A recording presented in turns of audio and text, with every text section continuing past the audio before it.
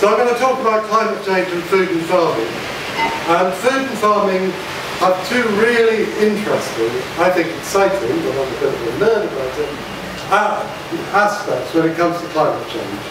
One is they're the only area of economic and industrial, commercial activity where you can produce goods and combat climate change at the same time.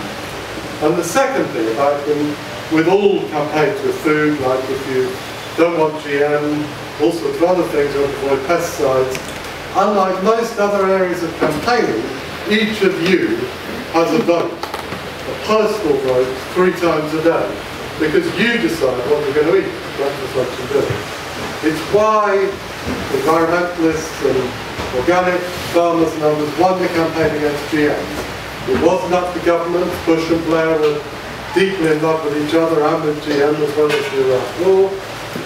All sorts of huge companies wanted GM, but actually ordinary people decided what they were going to eat. A question with people, particularly in government and in farming circles, don't like to raise, which is, can we change demand for food?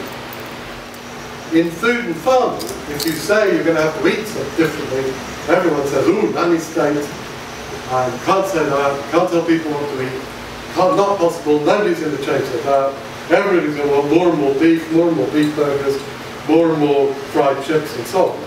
It's impossible. Well, it's not. It's assumed to be impossible by people who have interests in keeping the current system going. The fertilizer manufacturers, pesticide manufacturers, companies like Unilever and Nestle and so on, Powders and others. Actually, it is possible to change the food. In my lifetime, my diet has changed radically, generally for the worse. In the middle of my life, as you can see, as I've got involved in organic farming and learned about food and health, I think it's going to be better.